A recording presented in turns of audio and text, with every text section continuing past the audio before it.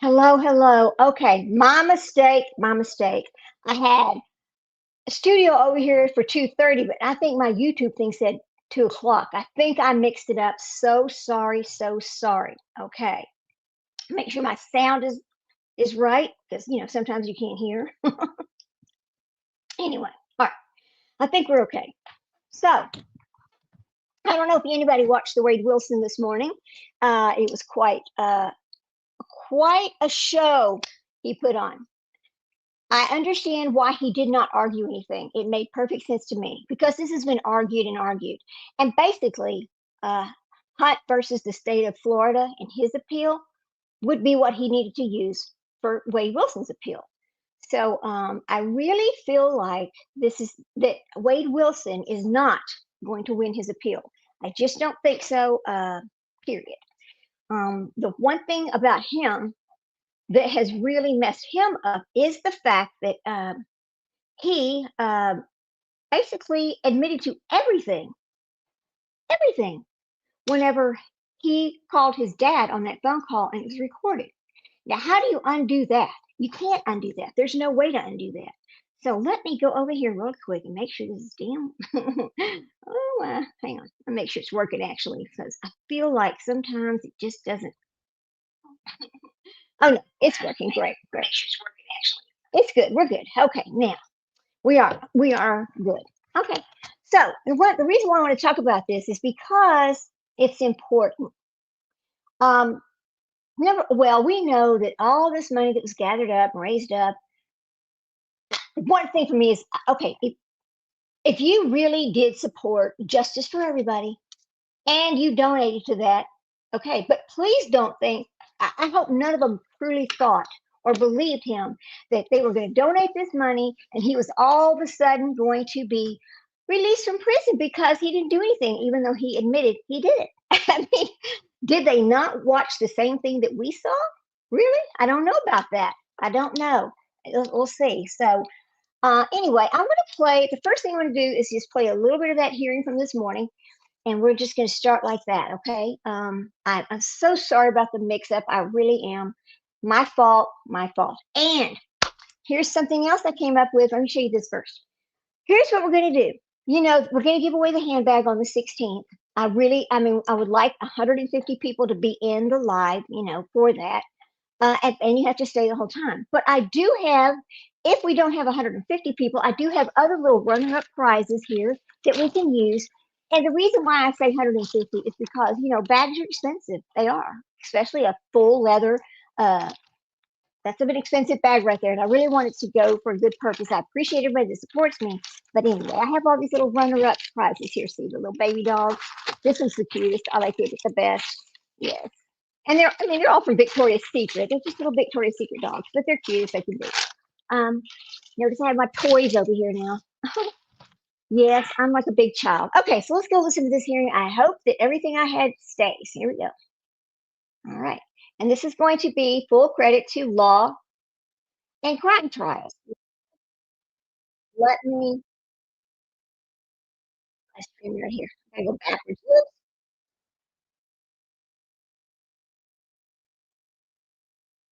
That is loud. Now, here.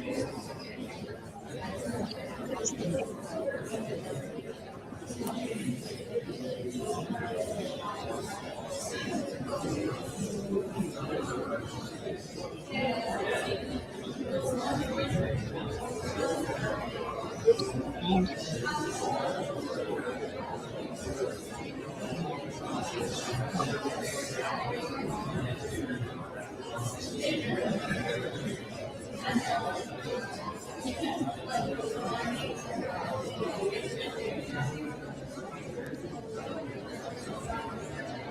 oh, oh, that's the wrong thing. Okay.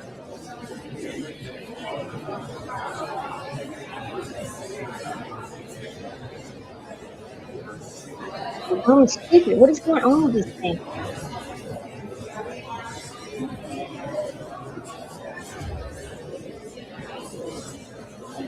Yeah.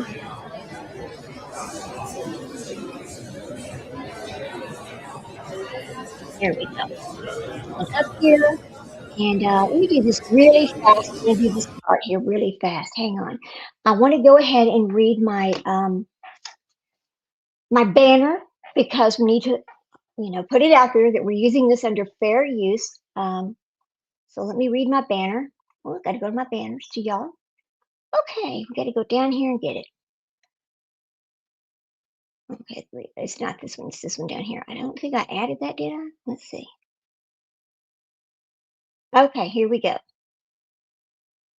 All content is available under the Fair Use section of 107 of the Copyright Act of 1976 and the FTC for social media influencers for informational and entertainment purposes only, not as professional advice.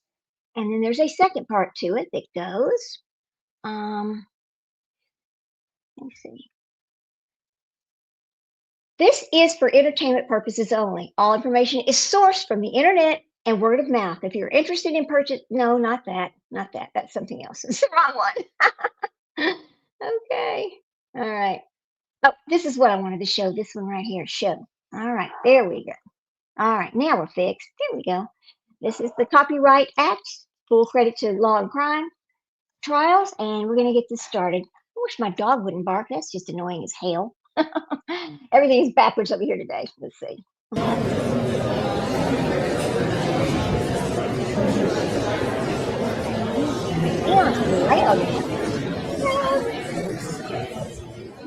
I will.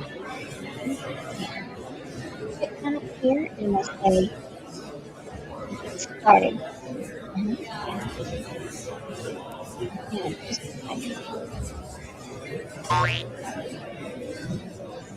Oh, why is it just jumps on up here like that? See the background. Right, now another thing we do over here.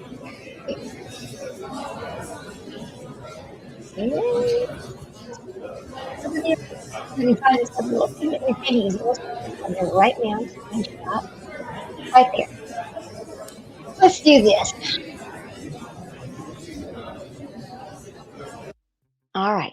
To make sure that our fair use notice is out there and is seen, I'm going to add this to the front right here. And we're going to repeat it. We don't want to be getting any strikes. Due to the social nature of this site, this channel may make use of copyrighted material and the use of which has not always been specifically authorized by the copyright owner. Its application constitutes a fair use of any such copyrighted material as provided for in Section 107 of the U.S. Copyright Law. In accordance with Title 17 U.S.C. Section 107, the material on this channel is offered publicly and without profit. I am not monetized to the users of the internet and for the comics and nonprofits, educational, information purposes. The following work is intended to be shared is free and only for educational comment and discussion. So there you go. We've really put it out there. I think we're good now. Let's go back to what we're listening to. Here we go. Let's go. Move it up to talking. There we go. Because it's really short. It's just so shocking. Everybody's like, they didn't even argue. They didn't argue at this point. Because, again, the hunt is it off. All right, here we go. You're loading, cutting into the corner. Here we go.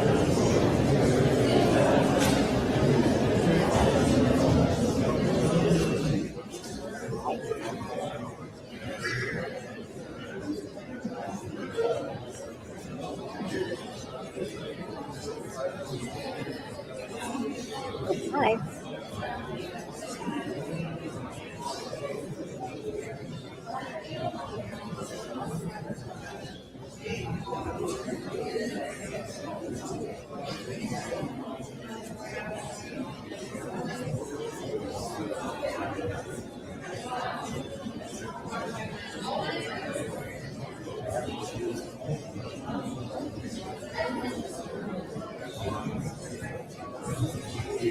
Normal? There we go. Hi guys, let's argument going. Come on now.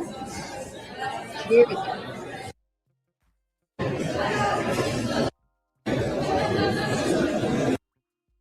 Okay. Back in there.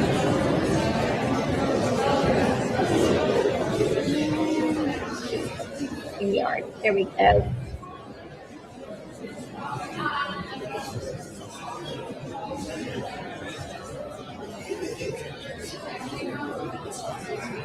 We're going to just hold out here and wait for a second. Let me put my little media asset over there over it so we don't get in trouble. There we go.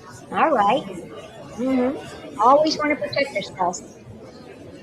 It's hard, you know. All right.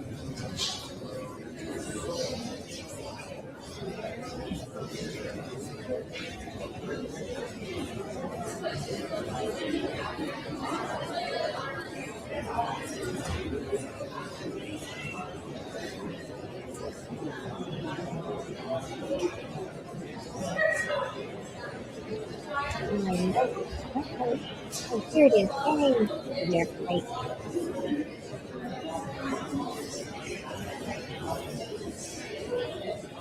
Oh, this is a long way. Yes, I want to hear it. Here we go. There we go. When the judges start walking is when that's when you know something's really fixing to happen. You know? So they're all sitting there. All right, here we go. Let's go.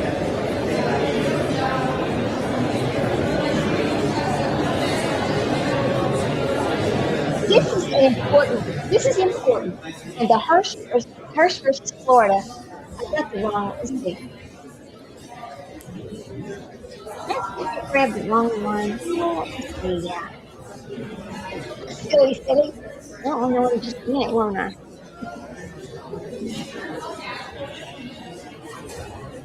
Hang on. I thought he said Hirsch, not Hirsch. Hang on a second, y'all. Okay, it's this side of things.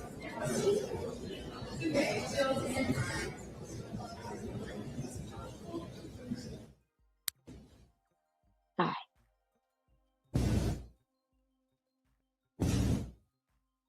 Okay, what is it doing? All rise. Hear ye, hear ye, hear ye. The Supreme Court of Florida is now in session. Let all who have cause to plead draw near. Give attention. You will be heard. God save these United States, the great state of Florida, and this honorable court. Amen. Let's go.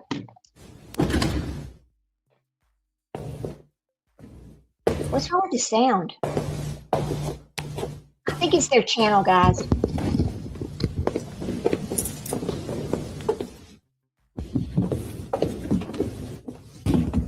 Ladies and gentlemen, the Supreme Court of Florida, please be seated. That's okay, Leslie. It's fine. Good morning. I'm just going to talk about this case, and my hunt is important. So here we go. Florida, Hi, number thank you so much. 2024-1345. Hope y'all can all hear it well. Good morning. Michael Luckman on behalf of Wade Wilson. May it please the court. Seated with me at council table is co-counsel for Mr. Wilson, Laurel Cornell Niles. If this argument had been taken on December 17th of 2025, my presentation would be very different. But I certainly am aware of the two opinions that this court issued on December 18th. Hunt being the lead one, and Jackson perhaps to a lesser extent. I will acknowledge that all of the claims that I'm raising in my brief have been considered and rejected in the Hunt opinion. I'm very mindful of this court's time. I don't intend to waste this court's time re-arguing things that have already been considered. I continue to believe in these arguments that I've raised. Of course, I believe under Pew that my client has an ex post facto challenge. But again, this court has rejected that challenge, and the next step for my client and probably for Mr. Hunt is going to be the United States Supreme Court to consider that. So otherwise, I love a good intellectual argument, but it doesn't make a lot of sense to beat my head against a brick wall knowing that literally less than or just over 30 days ago, you've issued an opinion addressing all of the issues that I'm raising in my brief. So of course, I'm open to any questions, but at the same time, the other point I was going to make, Just to let y'all know, I have the Hunt documents. We're going to go over them and discuss it. I just wanted y'all to see this part. Here we go. Perhaps if I could distinguish Hunt, or perhaps if I could say that Hunt was somehow not argued the way that I would have argued it, but I'm very familiar with Hunt. I've watched Ms. Becheris's argument. I think she did a wonderful job, and she presented all the issues that I would have presented them the way that I would present them today. Or on December 17th. And beyond that, Ms. Becheris was my legal writing and oral argument instructor in law school. And one of the first things she instructed me is when there's precedent against you, you acknowledge that precedent to the court. You preserve your issue for further review, but you don't waste the court's time unless the court is somehow interested in further discussing the matter. So with that, if there are any questions, I'm happy to address them. Otherwise, again, I acknowledge that Hunt resolves the issues in this case. I preserve these issues, and I will intend to raise them in the United States Supreme Court. All right, thank you. We're going to add that to the professionalism video. Thank you, Your Honor. For you.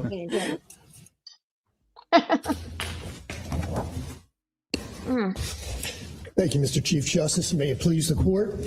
I'm Rick Buckwalter, Assistant Attorney General, and I represent the appellee in this case, the state of Florida.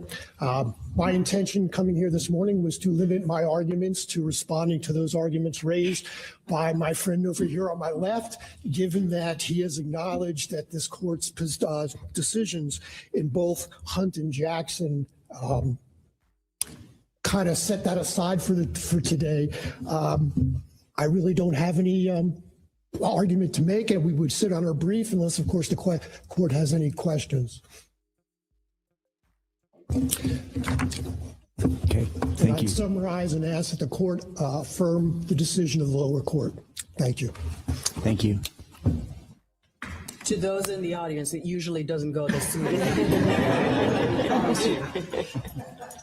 But very Maybe excused, Your Honor? Yes, thanks. Thank you. Appreciate it.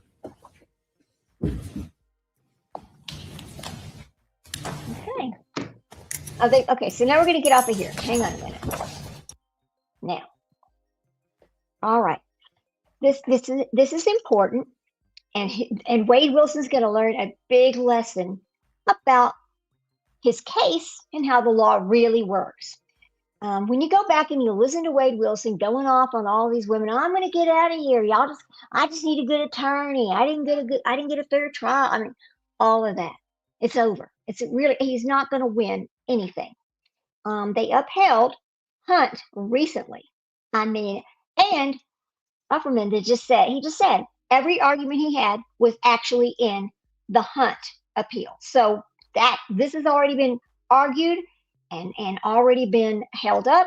And I hope that Wade Wilson understands that his will probably be held up as well. Now, we don't actually have answers yet. I don't know how long it's going to take them to make their decision. And they don't make that decision lightly. The Supreme Court's, and I know if he loses this appeal, he can always do to the highest court, which is the U.S. Supreme Court. But I've seen a lot of these happen, and I've seen a lot of them actually lose their appeal.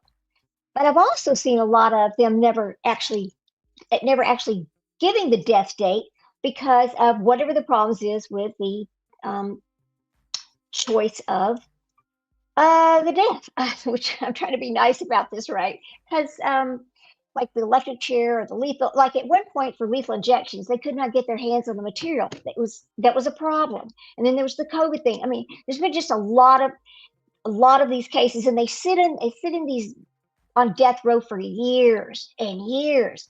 Now, I don't think that's right, but I do understand that you should have every option. If this was me, I would like to take every available option through the court system that I could afford, or that to help. I can see him wanting to not get the death sentence. I mean, anyway, we'll just go ahead and start talking about this because it bothers me in many different ways. So let me get this off of here. I'm going to let go of that one. And we're going to go over here to this opinion. Thank you for stopping by. I know this is kind of not for everyone, and I know it's sometimes kind of boring, but this is the law, and this is how it works in the United States, and I like to see the United States actually follow their laws. And I'm sorry that people get hurt, but, you need to follow the laws of the country that you choose to live in. Anyway, here we go. Let's watch this right here. Hang on, let me get it on the screen. I forgot I gotta share the screen. So sorry. Okay, here we go. All right, now. Share. Now.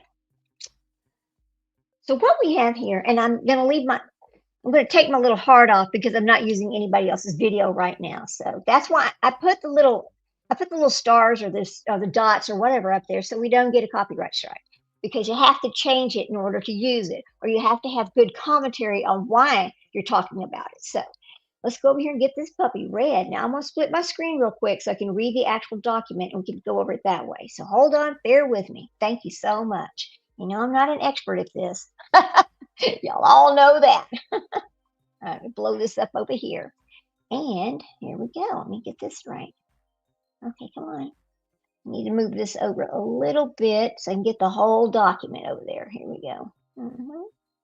All right, y'all just bear with me. All right, now, pages. There is an issue. Hang on a minute. Oh, I forgot I downloaded this. Duh, dumbass. See, sometimes I don't even remember. Let's see.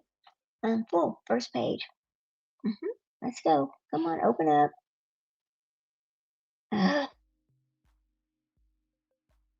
Open up. Damn it.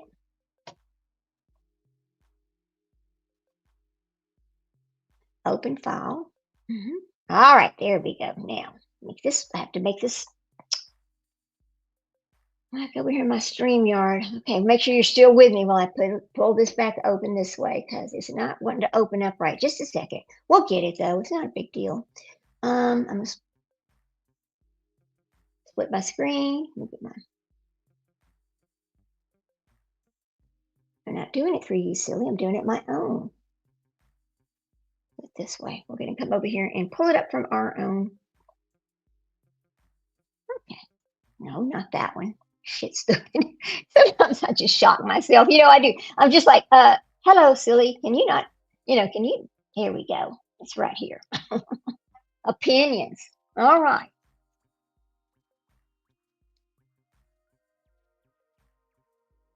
Oh, come on. We just did this. Not StreamYard opinions, just opinions. Let's go back over here. Okay. Not iCloud photos. Come on, silly. Home. Desktop. Oh, it's right there. Go back one. Silly ass. Okay, it's right. StreamYard back over here. Let's put this over on the other screen. Split my screen. There we go. Oh, Lord, come on. Now I want to see the whole thing. Why is it not showing me the whole thing? Oh, come on. I want to see that first page. Don't do this. Hang on, guys. Sorry, I gotta fix this thing. I don't know why it's not letting me pull this. Oh, okay. Well, I might just put the. Well, let me do it this way. We'll do it this way. I know it's right there. Let's see. Opinion. Open.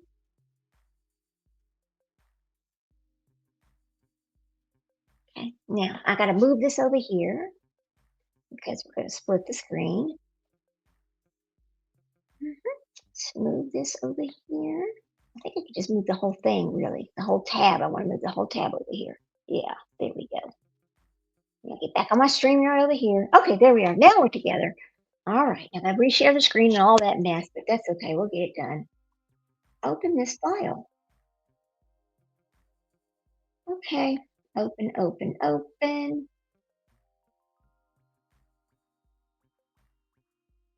Well, I don't know why it's acting like that, but it's kind of acting weird. Let me make it smaller, I guess. I don't know why I can't get this to open. That's pissing me off. Hang on, guys. I'm still here. I'm just trying to get this opinion to open up correctly because it's not. It's like, nope. Come on. I just want to look at it. All tools. Okay. Convert. Nope. Yes, convert it to Microsoft Word. Convert.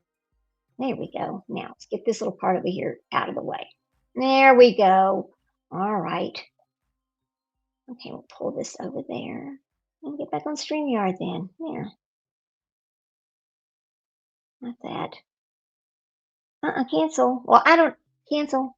piece of crap. Okay, just having an issue with pulling this open. It's only going to right there, and I don't know why. Because maybe you need to do this. Stupid ass. All right, check. Okay, opinion, download.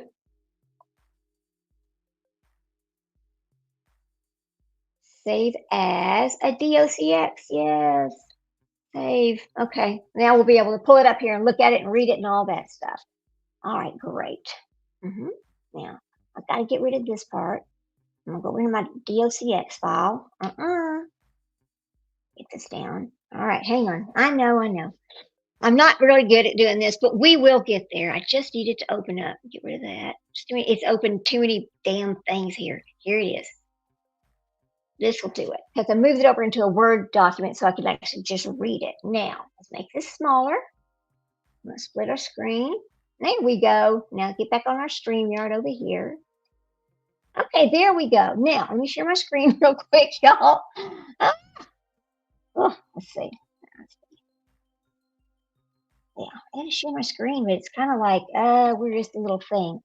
Well, I might not be able to share the screen. I might have to just read it this way because, well, wait a minute. Hold the horses. There we go. Here we go. That's the person.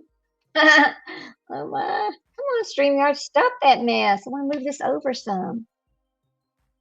Here we go. I got to make this a little bit smaller.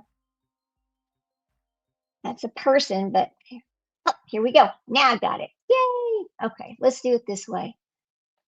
I think it's this one. If it shows up right, then I'll nope. I think that's the wrong one. Go back over here. That's the wrong one. I'm gonna share this other one. Okay. It's the second one. No, okay, that's fine.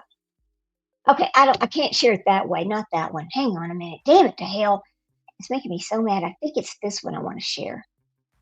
Okay, let me get rid of some of these. There's too many things open and it's confusing it and, causing me issues, causing me grief. And now I'm like, oh no, stop it.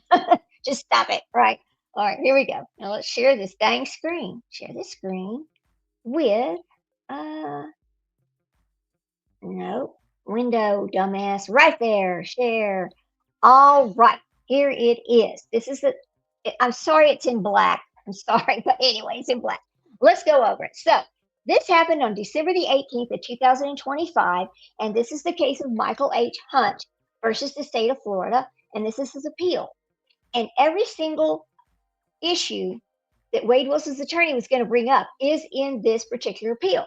So really, he had nothing he could say when he was standing there, and he did the right thing by just saying, okay, So in this one, this is Mr. Hunt's case. That Mr. Jackson also has a case, but really I don't have time to do both of them today. So I just chose Hunt because he was the most recent that he talked about. So the state's evidence at trial established the following facts. On April 4th of 2019, Alexandra Elise Peck, her name, they called her Lexi, was at home with her family in Sonoma City. Lexi lived with her mother, Jenna, let's scroll down a little bit, her stepfather, Danny, and her brother, Gabe. Gabe's girlfriend and P.O., which is just her initials, and two friends, Brentley and Isaac, were also living at the home. Around 10:30 p.m., a man knocked on the door, claiming to have a pizza delivery. Uh-oh. Danny answered the door and told the man that no one in the home had ordered a pizza. When Danny tried to shut the door, the man pushed it in, nearly knocking him over. The man entered the home, pulling a gun from his waistband and holding it up to Danny's chin. When the man did so, his face covering slipped back, and Danny recognized him as Michael Hunt. See, in a lot of these cases, these people that attack other people, they've seen them before. The random stranger just knocking on your door, that is rare. It's somebody that has seen you, talked to you, or was interested in your life. It's not, and this clearly is somebody that they already knew. So then he goes, so the man entered the home. We've done all that. When the man did so, his face covering slipped back, and Danny recognized him as Michael Hunt. He also then recognized Hunt's very distinctive voice. Once Danny saw the gun, he yelled, "Run!" to the home's other occupants. Hunt snatched Danny's cell phone from his hand and shot him in the neck. Oh my God. Poor boy. Hunt snatched, okay, he did that. After Danny fell to the floor, he heard a second, totally different voice, which was later presumed to be the voice of Hunt's accomplice. He heard several more gunshots coming from the home's back bedroom. He also heard Lexi say, "Dad, help me, and please don't kill me," before several more shots happened. This is traumatic. Trigger warning, because this is a very sensitive case, right? At that time of the trial, there had been no arrest for Hunt's accomplice. There were suspects, and it was still an ongoing investigation. Knowing that Hunt would likely shoot him again, Danny crawled to the neighbor's house where his neighbor called the police. I'm so glad somebody lived to tell the story because this monster might have gotten away with it. He crawled to the neighbor's house where his neighbor called the police. Meanwhile, Lexi had heard Danny's warning and ran into the home's back bedroom where Brentley and Isaac were staying. Oh, sorry. Were staying. Hunt's accomplice followed her into the bedroom where he shot Isaac in the back before shooting Lexi in the back of the head. Oh, the accomplice shot Lexi and Isaac again before shooting Brentley and running out of the room. Now you got to wonder why these people and why was he shooting them? We're going to find out soon. Oh, thank you, Leslie. It is 3 o'clock. Thank you. Let's see. Meanwhile, okay, so that happened. Danny, Brentley, and Isaac survived with serious injuries. Lexi died at the scene. That's awful. Although they were home, Gabe and P.O., which is the initials, were hiding on the other side of the house. They were uninjured. Jenna was at work and was also uninjured. When the police arrived at the home, both Hunt and his accomplice had fled the scene. See, why? So why did they even go there and take these people's lives? Did they steal anything? What was the point? Something is going on here. The Panama City Police Department suspected that this murder was not random burglary and immediately identified Hunt as a suspect. The Panama City Police Department recovered the shell casings and the fired projectiles from the scene, which revealed that Danny was shot with a .380 caliber poo-poo, or pew-pew, whichever you want to call it, and Lexi, Brentley, and Isaac were shot with a 45 caliber pew-pew. Hunt was known to own both types of weapons. About 9 months after this murder, the .380 caliber semi-automatic pew-pew was recovered in the neighbor's bushes. So they just threw down the gun and ran. This is so weird. And the police determined it was the weapon used to shoot Danny. At the scene, Danny told both his neighbor and several police officers that Hunt had shot him. During the shooting, Gabe was in the home's bathroom and had heard Hunt's voice. But beyond the physical evidence and visual and voice identification, the Panama City Police Department was already aware of the risk that Hunt posed to that family because of their connection through Gabe's girlfriend. Okay, so there's the connection. Gabe's girlfriend is the connection. About a year and a half before the murder, 16-year-old P.O., because she's a minor, they're just giving her initials, met Hunt and began seeing him and his girlfriend. And his girlfriend, Caitlin West, on a regular basis. P.O. learned that Hunt owned a dance studio called Polecats. Oh, nice, a Polecat. I wonder what kind of dance studio that was, right? On the pole. P.O. learned that the Hunt owned this dance studio called Polecats, which was advertised as an event space that people could rent, they could rent out to throw parties. At some point in their relationship, Hunt took pictures of Caitlin and put them on a website without her consent to prostitute her. Oh, God. She did not say anything or leave him because Hunt beat her. So now we also have domestic violence, murder. It's just the list is going to go on. It's going to be typical, right? And she was scared that he would do something to her family, which is, that is a constant problem in the violence. It's always, they threaten the family, they threaten her. It's everything you can think of. That's what these monsters say. Several months later, P.O.'s mother kicked her out of the house, and P.O. began living with Hunt and Caitlin. One night after Hunt sent Caitlin out, I guess to prostitute, terrible, P.O. was at the house alone with Hunt. She asked for an ibuprofen for a headache, but Hunt gave her a Xanax instead. Hunt covered the living room. Oh, wow.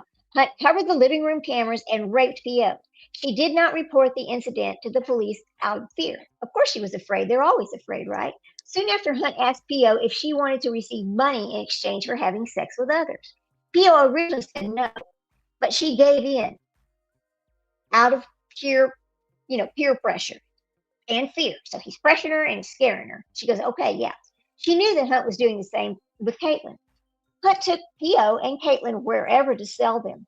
P.O. testified that on one occasion, she was at Polecats with Hunt when he came up behind her and put a knife to her throat and said that if she ever told anyone, he would kill her. Much of the prostitution took place at Polecats. P.O. testified that she was trafficked for about a year and a half. Damn, poor baby. Eventually, P.O. started dating Gabe after Hurricane Michael damaged Hunt and Caitlin's home. Hunt, Caitlin, and P.O. and Gabe evacuated to Biloxi. So now they've crossed state lines from Florida. They went to Biloxi, Mississippi, and stayed there for about a month and a half.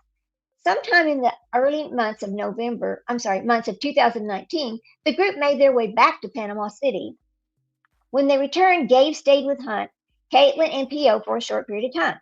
Almost daily, Hunt made multiple threats to him and P.O. about how he would end them if they told anyone about what was going on. Gabe had seen Hunt with firearms.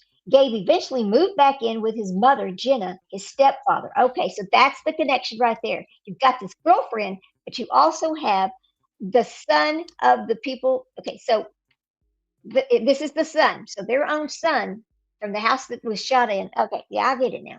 So Gabe, okay, so here we go. Gabe eventually moved back in with his mother, Jenna, his stepfather, Danny, and his sister, Lexi. At some point, Gabe's friends, Brentley and Isaac, who had lost their homes in Hurricane Michael, also began living at the house. Hunt and Caitlin got to know their family during this period, as they often dropped P.O. off at the house so that she could spend time with Gabe. Okay. Sometime in mid-February 2019, P.O., Caitlin, and Hunt went to their rented storage unit to retrieve their belongings. At the storage unit, Hunt and Caitlin got into a serious argument, and they demanded that P.O. choose between them. P.O. decided that she wanted to live with Gabe and his family, and Hunt did not object.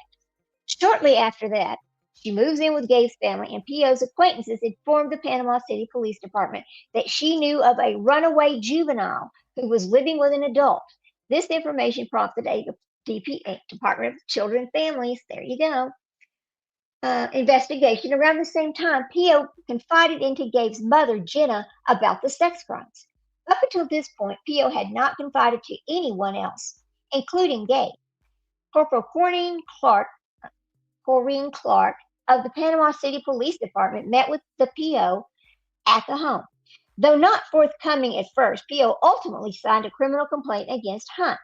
After speaking with P.O., Clark developed a criminal case against Hunt and applied for an arrest warrant.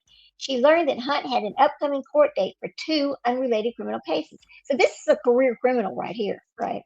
The plan was to serve Hunt with this warrant for the sex crimes, and then against him filed by P.O. and arrest him at the courthouse. When Hunt's cases were called, the assistant state attorney informed the trial judge that there was a new active arrest warrant against Hunt. Hunt also learned at the warrant against him at that time.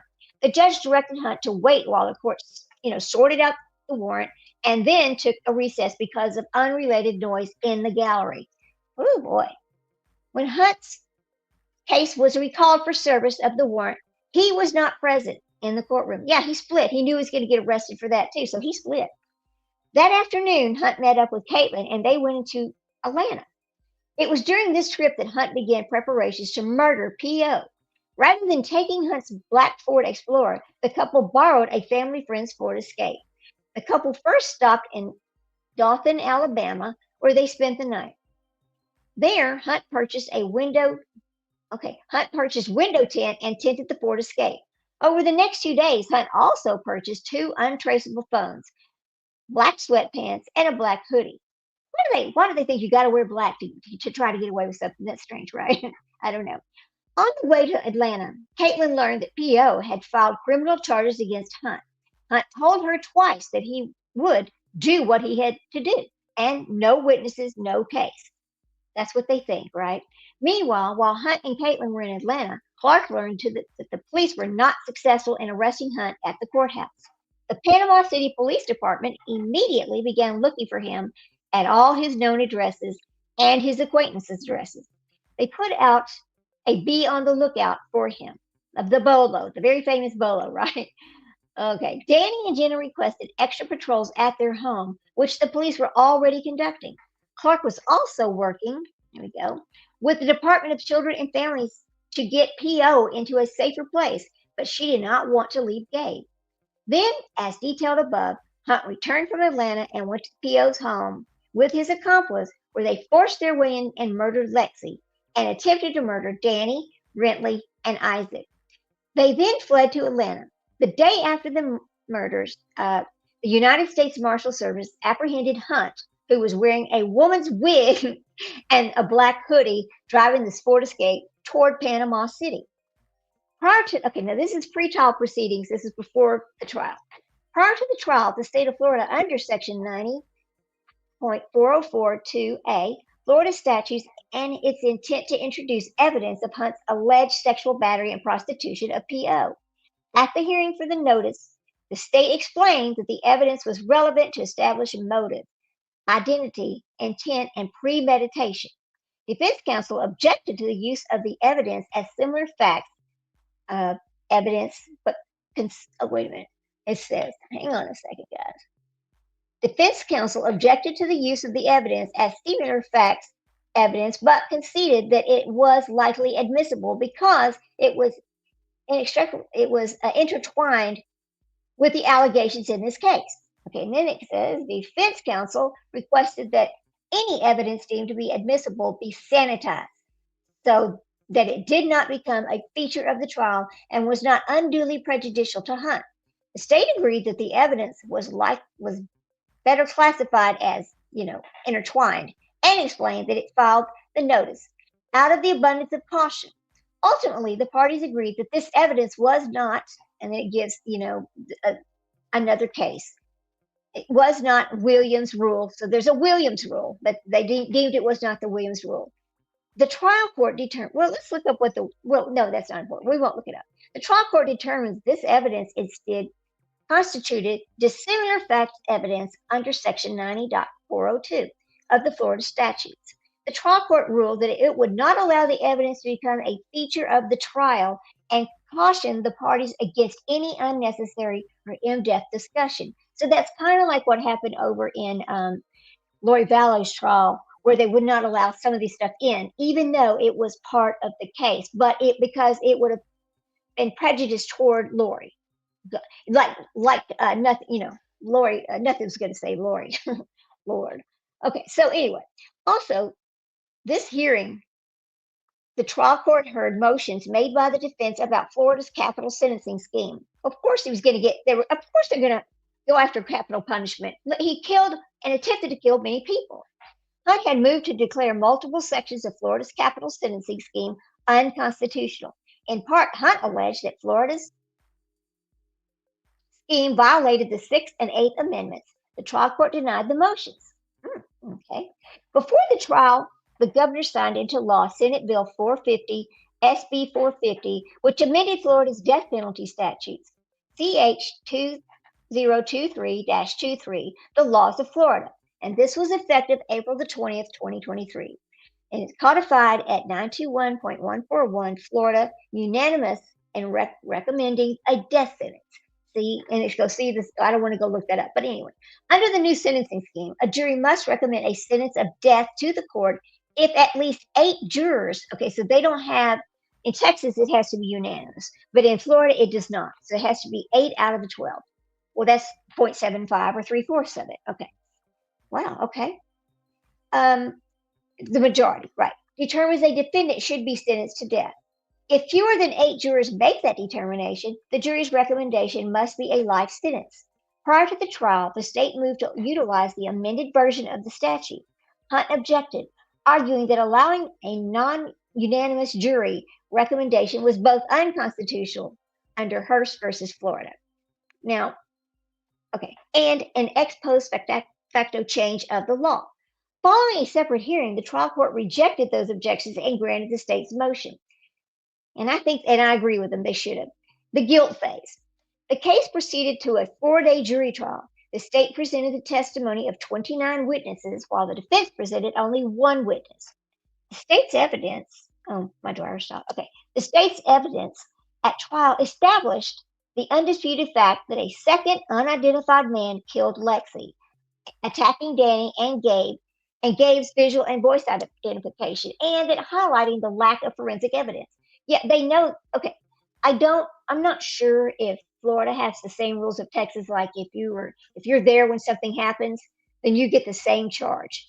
I'm not sure about that in Florida, but I think I think they should all do that. But okay, we don't make Florida rules. But anyway, the relevant issues on appeal. The defense objected several times to the testimony about the sex crimes. If you remember, they said they were not going to let that come in. They were not going to let that come in because it would be prejudiced toward the criminal. I'm just going to call him the monster criminal. So 6 of the state's attorney's 9 witnesses testified about sex crimes, some more briefly than others. During PO's testimony, when the state asked her whether the prostitution took place in shared hotel rooms in Biloxi, defense counsel objected, stating that this testimony was unnecessary to proving the motive. The state responded that the purpose of PO's testimony about Mississippi was to corroborate Gabe's testimony. The trial court stated that it would allow PO to answer the questions, but requested that the state then move on to the murder, because they didn't want to talk about the sex crimes. Okay. The trial court stated that it would allow this, and then also, prior to Caitlin's testimony, defense counsel objected to any testimony by her that did not relate to the trip to Atlanta and back. The trial court reiterated that her testimony about sex crimes was relevant for the limited purpose of Hunt's motive and to corroborate the testimony of PO. At the preliminary charge conference, the state requested a transferred intent instruction for the first-degree murder charge. The defense objected, arguing that the facts did not support the instruction. The trial court ultimately approved the transferred intent instruction, and the jury convicted Hunt on all counts. The penalty phase. Here we go. The penalty phase began after trial with the same jury. Now, sometimes they don't do that, sometimes they do. The state presented victims' impact evidence, but otherwise relied on evidence from the trial. Defense counsels intended to call 2 expert witnesses as mitigating evidence, but Hunt requested that neither expert testify. I wonder why. Hunt's older sister, Wanda, who was his legal guardian during his teenage years, testified about his childhood and their close-knit family. Hunt's father ran a nightclub and had 11 children with multiple women. Okay. Hunt did not interact much with his father. The only thing they enjoyed together was fishing. Wanda testified that the family tried to make up for what Hunt lost. When his father died during his childhood, she also testified that Hunt did well in school and was raised to know right from wrong. Okay. Wanda explained how after her father died, their mother worked during the day as a teacher and ran the household, leaving one of Hunt's older sisters to run the household. Okay. About 5 years after Hunt's father's death, the nightclub and the family's home were destroyed in a fire on the same night. 3 years. Okay, so somebody set fire to both. Think somebody needed some insurance money? Because I did. I don't know what happened. I wasn't there, but kind of sounds a little, iffy.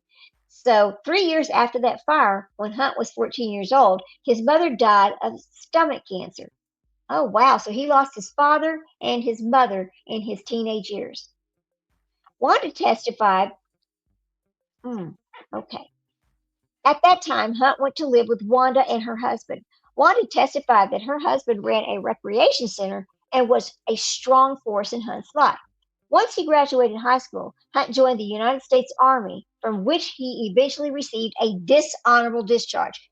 Okay, so we have a dishonorable discharge in the middle of this. Okay. Damn.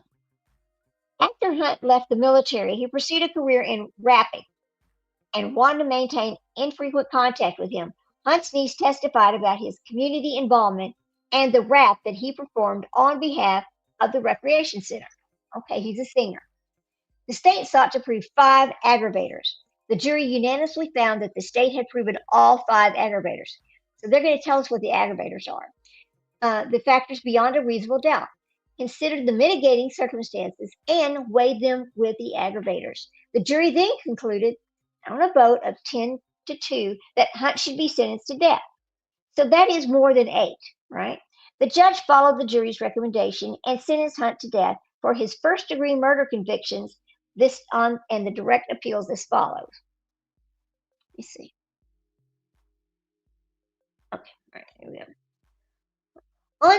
On appeal, Hunt raises 2 issues related to the guilt phase of his trial.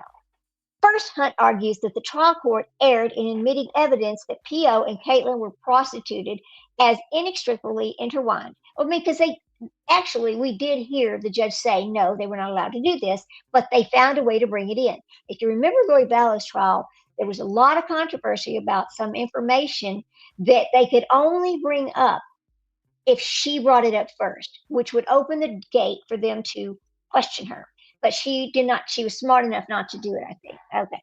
So then it goes with the charge. Okay, with what they were charged. Hunt concedes that the evidence was relevant, but argues that it exceeded the scope of what was necessary to provide an adequate description of the charged offenses.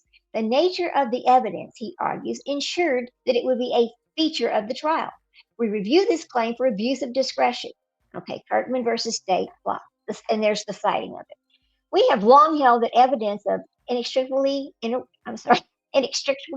intertwined acts is relevant and admissible at trial.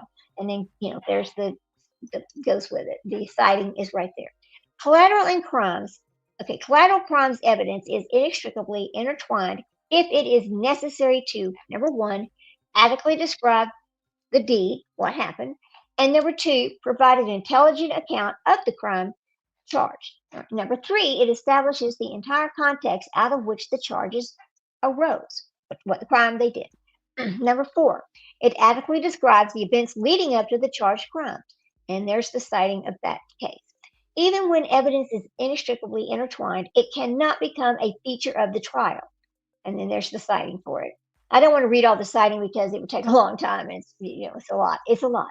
Relevant evidence of collateral crimes becomes a feature of the trial when it transcends the bounds of the relevancy to the charges being tried. And the thing about this is I think it should have been in. And I understand you go, but it made Mr. Hunt look really bad.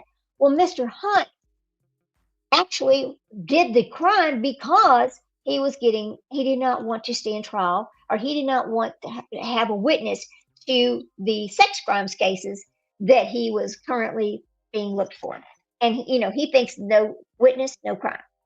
Like if nobody can testify against him in that, then he'll get away with it. So silly. All right, there we go. So then he goes, relevant. Okay, so we've read that.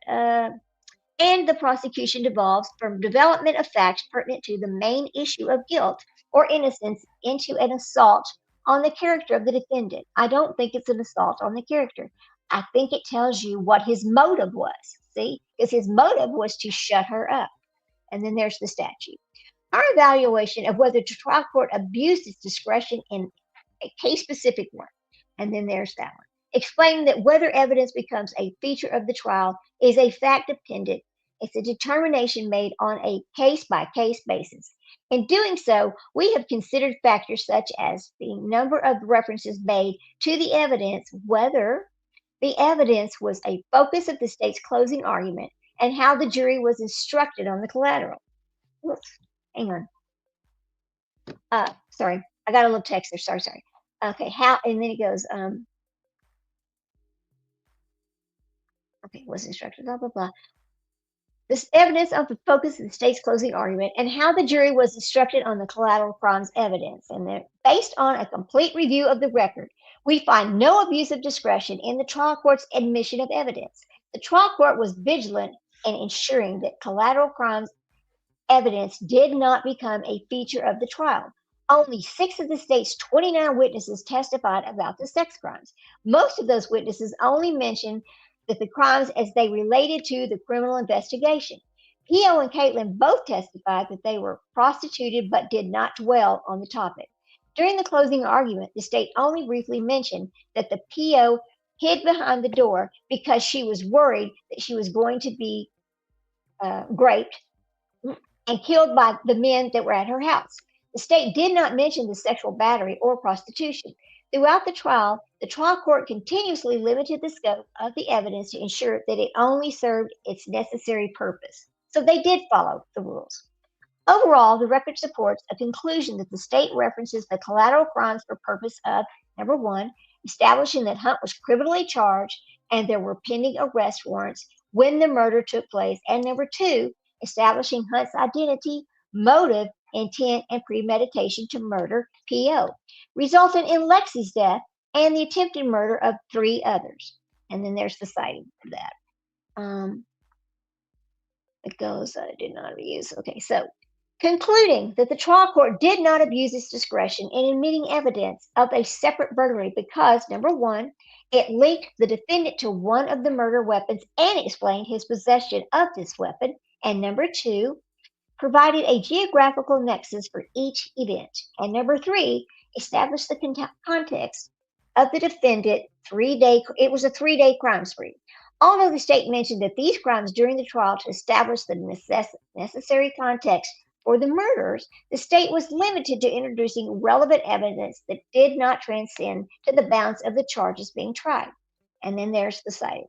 Holding that evidence of a collateral crime became a feature of the trial when it was discussed for approximately half of the opening and closing statements.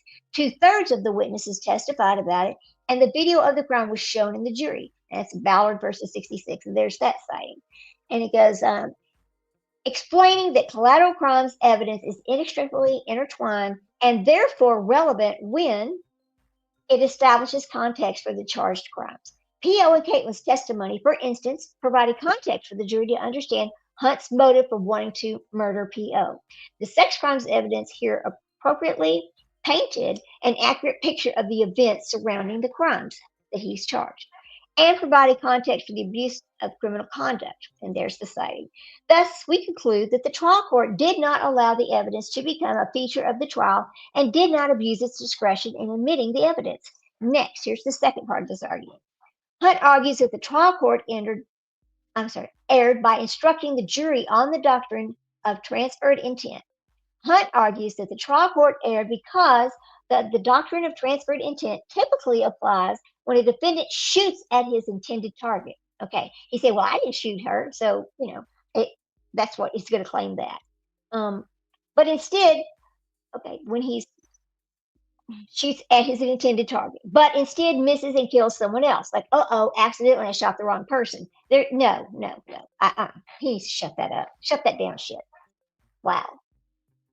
Hunt posits that because his accomplice shot his intended target, but was mistaken about the identity of the victim, a transferred intent instruction does not apply.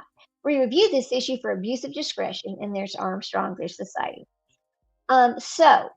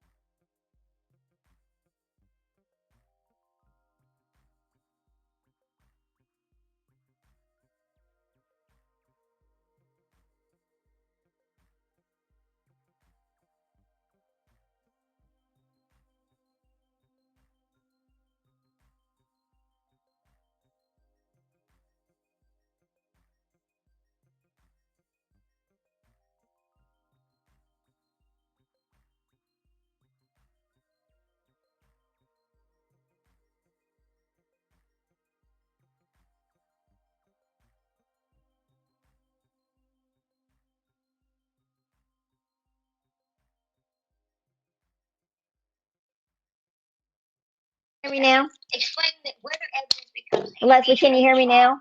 I switched them over. It's so weird because I can hear it. It's weird. I can hear it.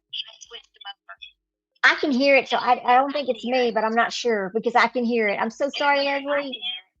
Okay, let me shut this off. Okay. Okay. Okay, great. Thank you. Thank you. Thank you. All right. So we did not miss any of it. It's okay. All right. What is this? Oh, that scared me. Okay. In fact, the state's evidence showed that Hunt's accomplice thought he was shooting PO because of Lexi's red hair. That's sad. She got killed because she had red hair. Think about that. Take these off.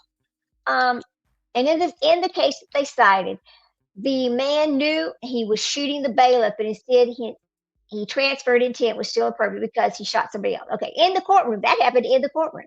But that's the other case. Because the factual scenario here supports the doctrine of transferred intent, the trial court did not abuse its discretion in allowing the instruction. And there's the citing that they used for that one as well. I changed my earbud out. I think that was the problem. And then there's another citing. The law as well as reason prevents plaintiffs in error from taking advantage of his own wrongdoing. See, he's going to take advantage of his own wrongdoing.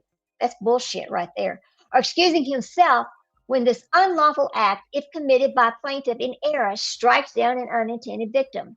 There is no accidental when you go premeditated to somebody's house and start shooting up people. Oh, Lord have mercy. Hunt next raises several constitutional claims related to the penalty phase and his death sentence, which are arguments we review de novo.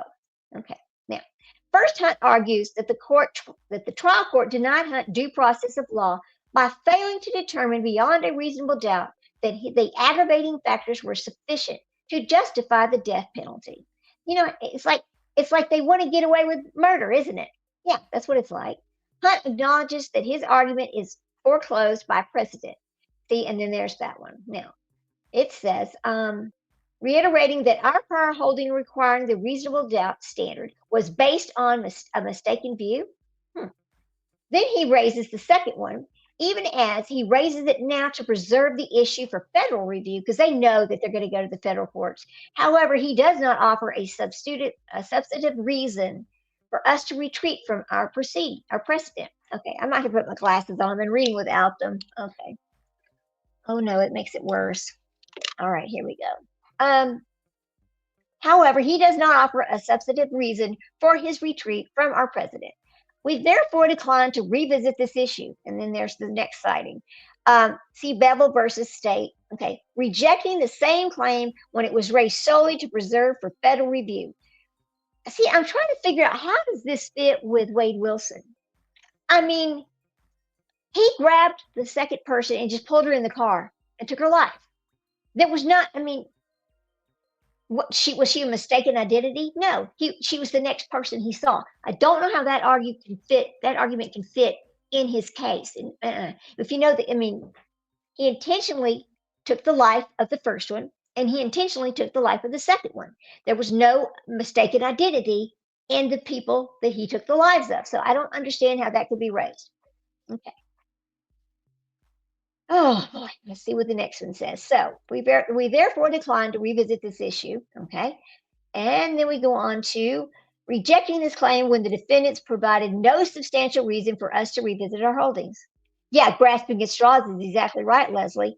I mean, look, I get it. I get this, that his Upperman, his attorney there, would try anything he could, right? But that watching the appeal hearing this morning was shocking, really. It was shocking. Next, Hunt asserts that Florida capital sentencing scheme is constitutionally deficient for several reasons.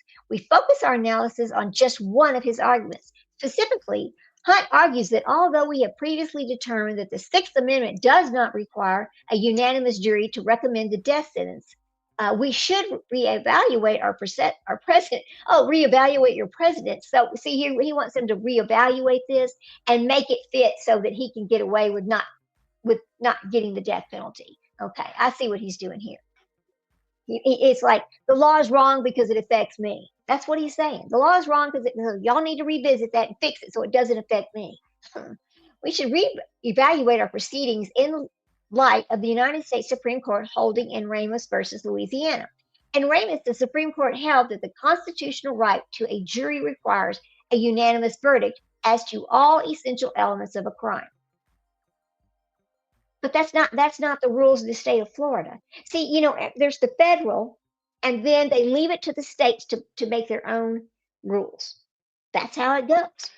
We reject Hunt's argument. The holding in Ramos does not apply to a jury recommendation of death in a capital case because a jury's recommendation is not equivalent to a verdict in Poole versus whatever.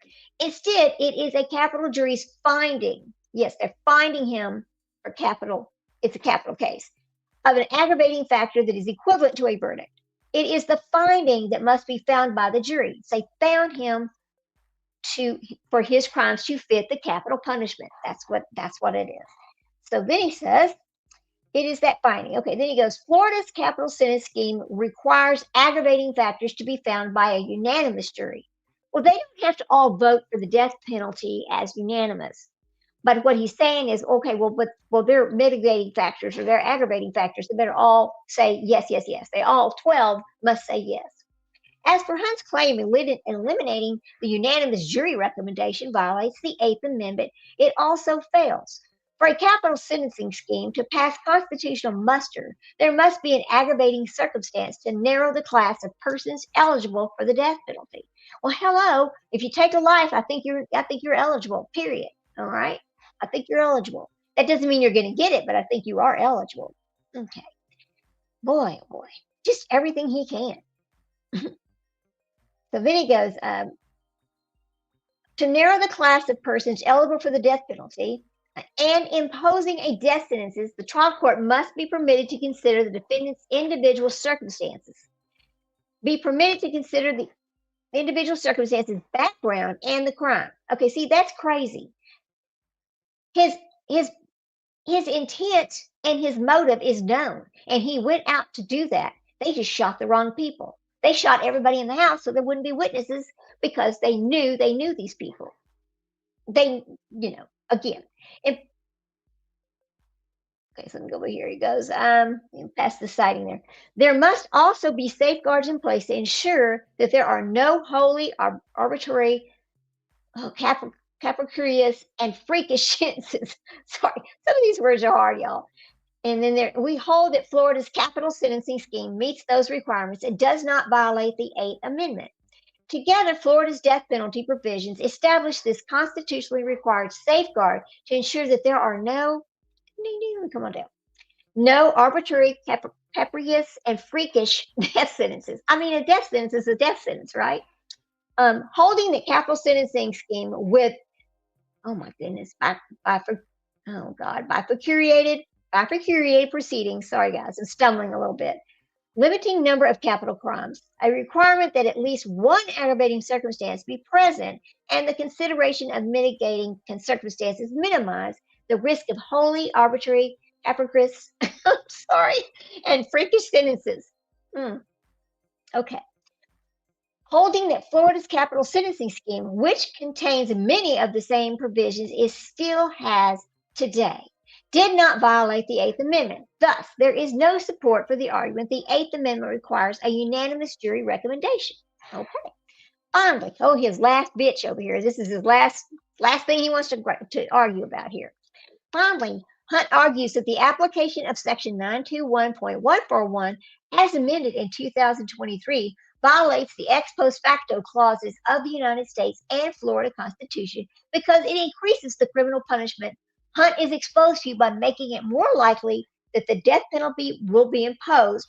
For several reasons, we disagree. Article 1, Section 10 of the United States Constitution prohibits the state from passing any ex post facto law. Okay, and then goes Constitution. Okay, then it goes over here. Any laws, and then Article 1. Okay, 9 of the U.S. Constitution. To be ex post facto, a law must either alter the definition of criminal conduct or increase the criminal punishment. Well, if you have one, if the most severe punishment is the death penalty, and you know that when you did what you did, that is the most severe penalty, no, He's wrong. God, this is crazy. Okay. Anyway, additionally, the statute in question must apply to the events that occurred before its enactment. Okay. All right. So I guess he's over here saying, well, gosh, that wasn't the law when I committed the crime. That's what he's going to say over here. But y'all changed it. So, but why am I getting that sentence? Y'all changed it. Okay. So additionally, the statute in question must apply to the events that occurred before its enactment and disadvantages the affected defendant. Because he's saying, well, this puts me at a disadvantage. No, it didn't. You knew what you did. And then there's the statutes must disadvantage the affected defendant, citing, blah, blah. There's the cite. Statute must be retrospective. And then there's the law citing that. Importantly, however, the ex post facto clause does not give the defendant the right to be tried by the law in force when the crime charged was committed. And then there's the next citings on it.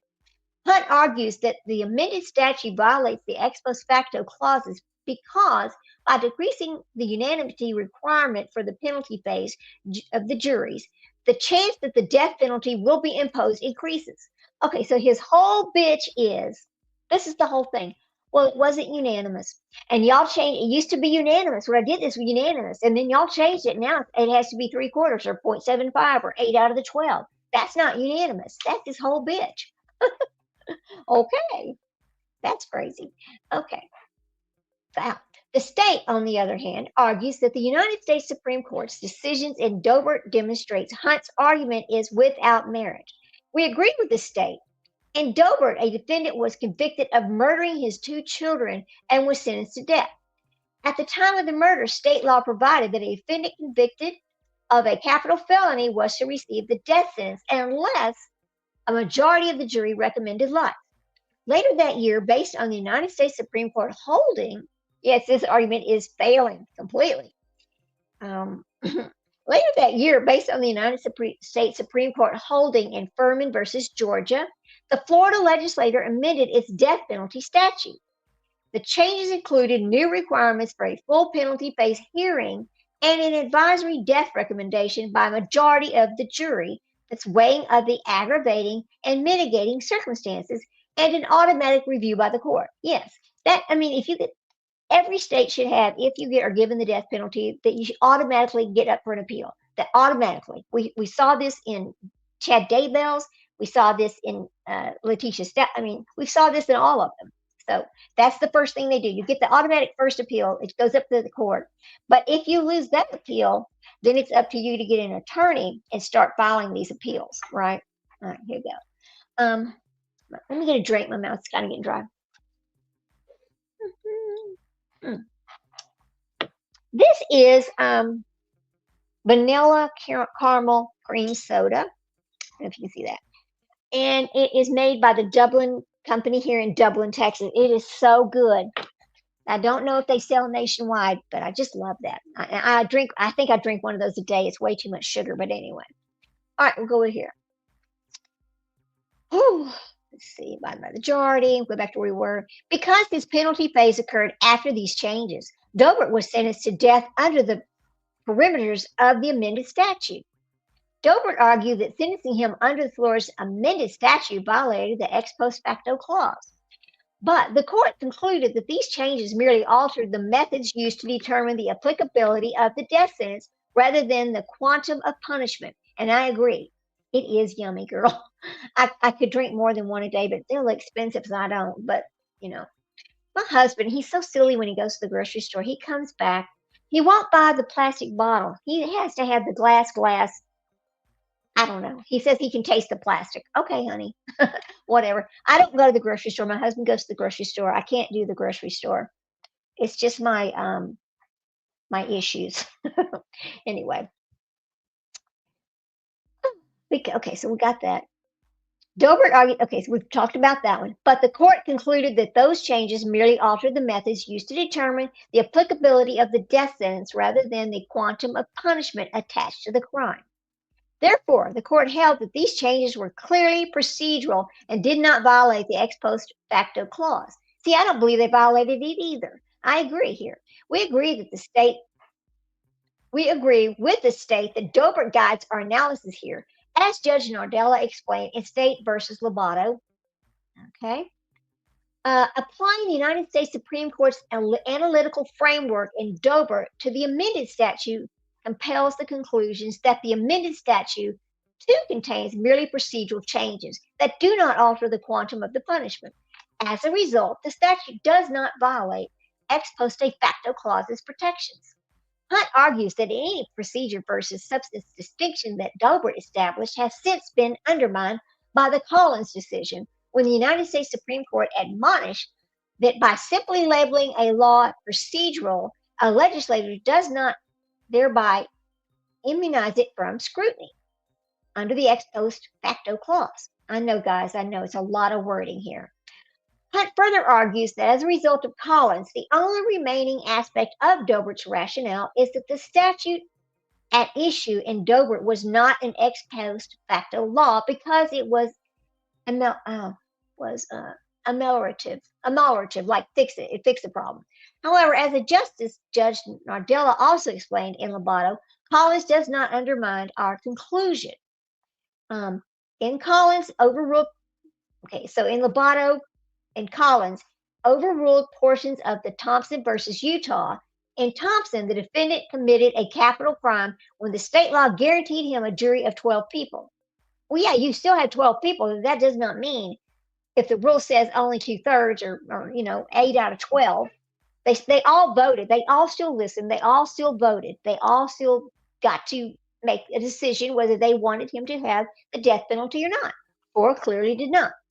By the time of his trial, the legislature had modified the law to only require a jury of 8 for conviction. The court held in Thompson that this change in law violated the ex post facto clause, but the court overruled that holding in Collins, reasoning that the right to a jury trial is based on the Sixth Amendment and has nothing to do with the definition of crimes, defenses, or punishments, which is the concern of the ex post facto clause. In other words, the court held that even reducing the number of jurors needed to convict a defendant does not violate the ex post facto clause. Thus, as Judge Nardella put it, surely reducing the number of votes needed to provide a recommendation, because it's only a recommendation, of death also fails. So finally, Hunt argues that even considering Dobert, Pugh versus United States, which applied risk analysis should control our analysis. In Pugh, the United States Supreme Court explained that to determine whether there is an ex post facto violation, the relevant inquiry is whether a given change in law presents a sufficient risk of increasing the measure of punishment attached to the covered crimes. Well, again, they're recommending the sentence. The judge has the ultimate ability to change the sentence. Okay, he gets the charge. They do what they do, and if the judge disagrees with it, ultimately, let's keep going on this because I think there's a little bit of an argument there, but we'll keep going. Okay, so which applies a risk analysis? Okay, and determines whether there is an Okay, so the relevant inquiry is whether a given change in law presents sufficient risk of increasing the measure of punishment attached to the covered crimes. So then it goes down on, it says, addressing an ex post facto claim pertaining to a sentencing guideline changes in Florida. The court applied that to test a claim related to the changes in federal sentencing guidelines and parole. This is Pugh versus the U.S. Hunt argues that eliminating the unanimity requirement makes it more likely that a death sentence will be imposed, thereby violating the ex post facto clause under Pugh. But we are again persuaded by the 6th District Court of Appeals reasoning on this issue. See Lobato, blah. The 6th District explains that in Pugh, the determined change in the guidelines virtually guaranteed. Okay, let me start. The 6th District explained that in Pugh, the detrimental change in the guidelines virtually guaranteed an increase in the measure of the punishment the defendant would face, right? Okay. The change to the statute here does not have a similar guarantee. As the 6th District explained, the legislature maintained the essential framework of the 3-phase death penalty scheme is required as a supermajority to offer a recommended sentence. It's just a recommended sentence, okay? It remains that a unanimous jury must find a statutory aggravating factor for a defendant to be eligible for the recommendation of the death penalty. Further, even if a jury recommends death, the trial judge may opt for life. See, they have that choice. So, C. Miller, blah, finding of an ex post facto violation where the judge did not have the discretion to opt for a more lenient sentence. These changes did not alter or increase the punishment. This is that Lobato case that we're talking about. The penalty remains death, regardless, okay? Regardless of how many jurors are required to make the recommendations. Okay. The two procedural changes concern the questions of mercy, which works only to abrogate, not to augment the punishment. Let me say that over. Golly, so sorry. The two procedural changes, and the concerns the question of mercy, which works only to abrogate, not to augment the punishment which can be imposed. So, no matter what the recommendation was by this jury, no matter how many, whether it was 12, whether it was 8, if the trial court says, I'm going to give mercy on this guy, I'm just going to give him life in prison, he is available to do that. So the number of people who recommended death has really nothing to do with it. This is he should have known better than to use this. I mean, was there nothing else? I guess the trial was run so well, there was nothing else they could use to try to get a life sentence, to get his sentence overturned. There was nothing else they could use. Overall, we apply that the well-settled test and conclude that the recent changes to the death penalty scheme do not alter the definition of criminal conduct or increase the penalty by which the crime of first-degree murder is punishable. So in every state, they have sentencing guidelines. And first-degree murder means death sentence. You know, if the death sentence is available in that state, then death sentence is the requirement or the, well, I'm not going to say it's requirement because, again, the judge can say, no, I'm going to give him mercy. So when somebody goes and throws herself on the mercy of the court, they're just begging that judge to not, to do something lighter. Overall, we apply that the well-settled, okay, we read that part. Okay. Thus, the statute does not constitute, okay. Overall, we apply that the well-settled test and conclude the recent changes to the death penalty scheme do not alter the definition of criminal conduct or increase the penalty by which the crime of first-degree murder is punishable. And then there's the thus. Thus, the statute does not constitute an ex post facto law. Woo, this is long. Finally, another one, finally, we turn to our independent obligation to review the sufficiency of the evidence. See Coley versus State. Even where the defendant does not challenge the sufficiency of the evidence, this court has a mandatory obligation in a death penalty case to determine whether a component substantial evidence supports a murder conviction. And there's the site.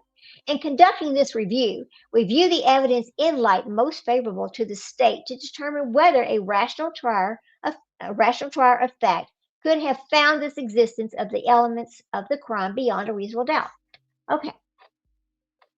In conducting this review, well, of course, people are like, oh, well, how can it be more favorable to the state? Would it be favorable to the defendant? Well, no, because really, I mean, he's asking basically, oh, this is that there shouldn't be a mandatory, like anyway. This is in conducting. Okay, so then we're going to go on to this next statement. He says, in conducting this review, review the evidence in light most favorable to the state to determine whether the rational trier, like a judge of sound mind or a prosecutor of sound mind, could have found the existence of elements of the crime beyond a reasonable doubt. Of course, they did. Okay, now Hunt was convicted based on the theories of both premeditated and felony murder, which is exactly what happened in Wade Wilson's. Well, in Wade Wilson's case, was it premeditated? I don't know. He got up mad and upset and, he did something. Is that premeditated? I don't know. But when he went and picked up the second victim, it was basically, I don't know if you can consider on the spot saying, oh, the next person I pick up, I'm going to take their life. I don't know if you can consider that premeditated. That's an argument, okay? That's an argument right there. Whew. So, Hunt was convicted based on the theories. Okay, so his conviction can be upheld if the evidence is sufficient to support either theory. and then Collins versus blank. We conclude that the competent, substantial evidence supports Hunt's first-degree murder conviction. The evidence at trial showed that Hunt was set to be arrested for the human trafficking, it just goes on, and sexual battery of PO. Upon learning of his pending arrest warrant at a separate court hearing, Hunt defied the trial judge's instruction to remain at the courthouse and fled to another state with Caitlin. Tracking on Hunt's primary cell phone, as well as license plate readers, confirmed this trip. There, he formed the premeditated intent and planned to kill PO. He borrowed an unrecognizable vehicle, tinted the vehicle's windows. He purchased 2 non-traceable phones, black sweatpants, and a black hoodie. During the trip, Hunt told Caitlin about the criminal charges against him and that he would do what he had to do. And no witness means no case. Once Hunt made his preparations, he returned to Panama City, where he was observed in the vehicle on business security camera recordings near the victim's home immediately before the murders. Hunt then forcibly entered the victim's home using a pizza delivery ruse with an accomplice. Danny, the victim's stepfather, identified Hunt visually and through his very distinctive voice. After he was shot, Danny informed both police and his neighbor that Hunt was the perpetrator. Gabe, who was hiding during the murder, also identified Hunt's voice. Although there was no DNA, no latent fingerprint evidence linking Hunt to the scene, one spent casing was from the .38 was recovered from the homes in the living room. Hunt owned this type of weapon. A .380 caliber semi-automatic was later found in the neighbor's bushes, and the recovered casing was matched to that weapon. When law enforcement apprehended Hunt, he was driving the vehicle and wearing the same black sweatshirt purchased with Caitlin and observed on the night of the murder. He also attempted to disguise his identity by wearing a woman's wig. He very much, he did premeditate this whole scenario. Viewed in the light most favorable to the state, there is competent, substantial evidence to support Hunt's first-degree murder conviction. Absolutely. He took every step. At any point, he could have said, I don't think I'm going to do that. It's not going to help me. But no, he didn't. He went through with exactly what he told him he was going to do. We affirm Hunt's first-degree murder conviction and the death sentence, as well as his convictions for attempted murder and armed burglary of a dwelling. It is so ordered. Munoz CJ and Candy, CJ Munoz, Kirill Kennedy, and Francis Grosshans, and JJ Sasso concur. This is hard. I'm sorry, I don't know these names. J. Labagora, I think it's Labagora, concurs in result with an opinion, not final until the time expires to file a rehearing motion, and if filed, determined. How about that? And then it goes, this is in the result. This is concurring in the result. Today's decision in Hunt versus State, which this was December the 18th, 2005, and Jackson versus State, which is the other case that they were going to talk about. And remember, Upperman used both of those cases in his appeal.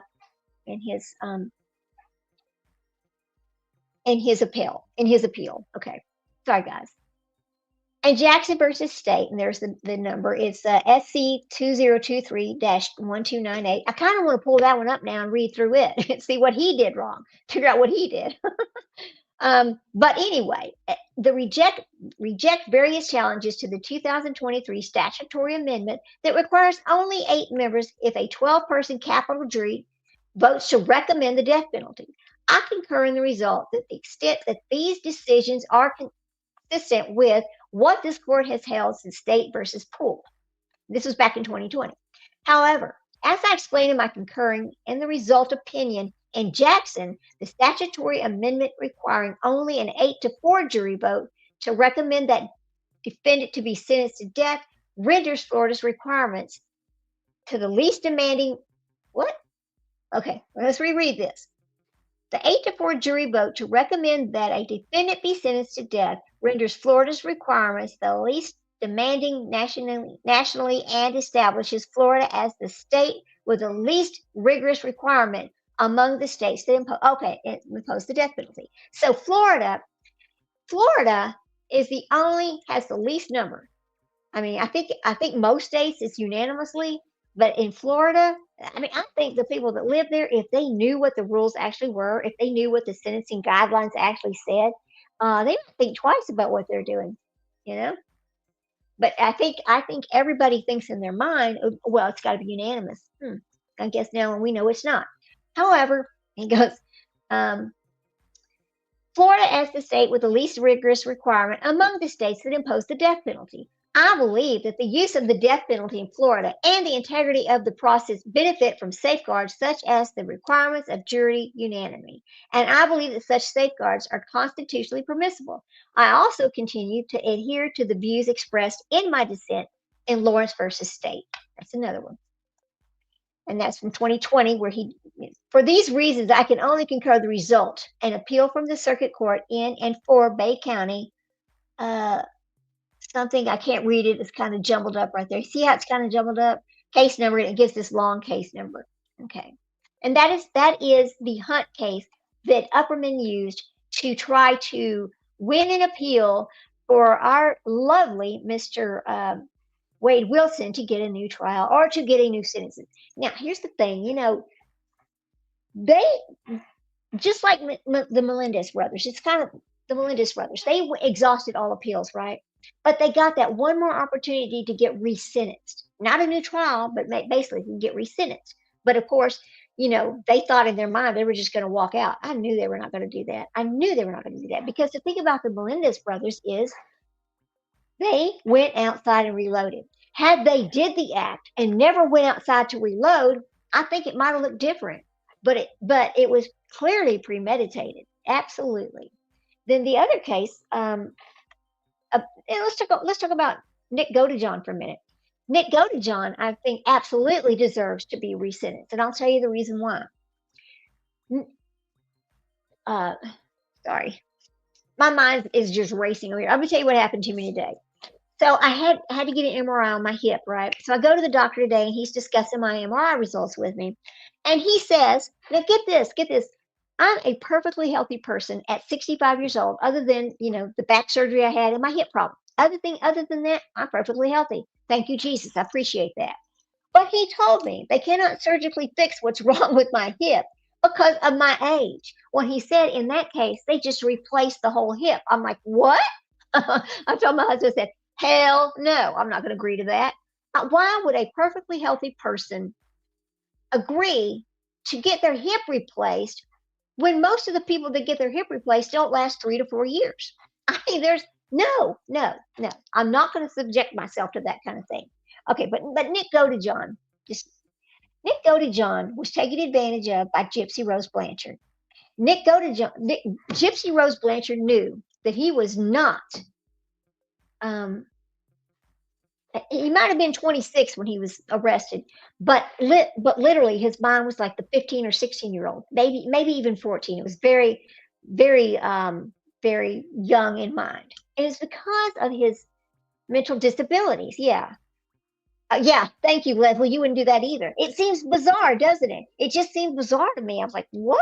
What do you mean? It's a tear of, it's a some kind of torn tendons and torn something, labrum, I think it is, the labrum, which is some kind of lining, in your joint, your hip joint. And I'm like, why can't you surgically fix that? I'm very confused. My husband says, okay, so we're going on this trip in April, right? We're going on this cruise. And he goes, well, it's a good thing we bought that cruise insurance. I said, what do you mean by that? He goes, he says, because, if you're going to have to I said, I'm not getting my hip replaced. We're not using that insurance on that. We're going on that cruise. I will just suffer through it like I've been doing the whole damn year. I've been walking around like this for a year. I'll just keep going. I'm not doing that. I'm not doing it. But anyway, we're talking about Nick Godejohn. Nick Godejohn was truly taken advantage of. Let me make this bigger, y'all. Hang on. And I'm going to show you a little something. I know this is not what we're talking about, but it kind of is, because when you talk about people who are in life, put in sentenced to life in prison, or people who have given the death penalty, and they start doing their appeals and all of these things, and they end up and they never get their sentence changed. They never win their appeals. It's because of the law, right? If you follow the law, this doesn't happen to you. But for Nick Godejohn, it's a completely different situation because of his circumstances. You've got an autistic child, because he was like a child, talking to and believing a 100% sociopath, Gypsy Rose Blanchard. Gypsy Rose Blanchard knew how old she was, but she sat there in that detective's office and started playing the game again. Oh, I'm only 19. Oh, I can't go to jail. I have these medical problems. Really? We had no medical problems when you jumped on that bus and went all the way to Nick's house with him, right? But see, Nick Godejohn, I don't know. Let me see if I can pull up if they put out his medical record. Hang on a second, because it's very interesting. Hang on. Let me pull him up. What a day. What a day. But it is beautiful outside today. I will say that. Okay. Let's pull him up from Wikipedia. So, on June the 10th, 2015, in Springfield, Missouri, Gypsy Rose Blanchard and Nicholas Godejohn carried out the killing. I should have said unaliving. So sorry. Well, I don't think it matters because I'm not monetized, so it doesn't really matter what I say, I guess. I'm not sure. I'm not sure about that. This was Gypsy Rose Blanchard's boyfriend, right? Now, Nick Godejohn is not the first person that she had asked to take her mother's life. She had also asked somebody else before. She had also attempted it herself a couple of times. With one of them with a BB pellet gun that she thought was a real gun. She shot at her mother 10 times. If her mother would have actually called the police and did the right thing right then, I think she'd still be alive. But instead, she covered for Gypsy. She had to go to the hospital and get these things removed, because she was injured. But she lied and said they were attacked in Walmart parking lot and they were robbed. So she covered for her daughter. That was her first mistake, really. So, we'll keep going. The pair had met online in 2012 and began planning the crime. After Gypsy posted a series of explicit messages about the killing on public Facebook accounts she shared with her mother, neighbors contacted the police. The case soon drew national media attention. Early reporting framed the homicide as part of a long-running fraud scheme, with local outlets noting that Gypsy appeared healthy and could walk despite years of claims that she was severely ill. Now, they tried to say that her mother had Munchausen, but you cannot diagnose somebody when they're deceased, right? She did not have Munchausen. In fact, Munchausen is such a rare, it's a mental illness, but it's very, very rare. I'm going to talk about this for a second. No, let me do this. I'm going to just show. This is why I'm saying that Nick Godejohn needs to be resentenced. Let me show you something, guys. I know I'm kind of getting off track, but you know how we do it over here. We just kind of get sidetracked. It is what it is. All right, let me get this. Nick Godejohn here. Hang on, guys. Because I think it's important to look at the mental state of him. Let me see. We're going to play. This is from Into the Weeds, and they are more than happy to share. Okay, hang on a minute, guys. Oh shit, that's loud. Hang on. Let me take this back a minute. Hang on, guys. All right. Now, be sure and watch this because this will explain all of it. Okay.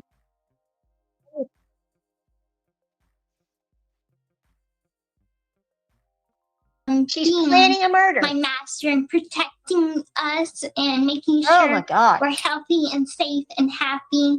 And everything that you've done is to make us be stronger women and make us Now, listen to what she says. the women that we know we can be. And it's your dream, woman. And that's what we want to be. And it's inside us. You just bring that out in us. Now, the topic I want to talk about most with you is my feelings for you. And they're not only just grateful feelings for protecting us and loving us and making sure that we're healthy and happy and safe, but it's also a feeling of contentment and this love that I can only. Now, Nicholas Godejohn, poor soul, he's over there thinking oh my God, she really does love me. Now you got to imagine the mind of a 14, 15, 16-year-old boy. Okay. This is not a grown ass man at 26 years old. Hey, yeah, yeah. Yeah. I mean, so you have to, you got to look at it like that. Imagine your own 15 or 16-year-old, 14, boy. And then this person over here is pretending to be 18 or 19, but she's really almost 24 years old. Okay. When this happens. So here's this boy. He's totally in love. He thinks he's her protector. He sees himself as her, just her knight in shining armor. And then he's got to go protect her from this beast, her mother. But the beast is actually this person sitting right here, Gypsy Rose Blanchard. They do this thing, and this is so weird. And this tells you they are both psychopathic. Okay, they're both psychopaths. Deep down in their real self, not what they're showing out here to all of us. This is the thing about this case that I don't think people really realize. People think that they're just sitting there playing a game, dress-up game, basically. Just a sexy, dressy dress-up game. But it's not. This is the true Nick and the true Gypsy. They both start talking about themselves in some third person. It's crazy. Both of them should have been in a mental institute, quite frankly. Here we go. Listen to this. It's quite shocking. Describe, and it would sound like a book.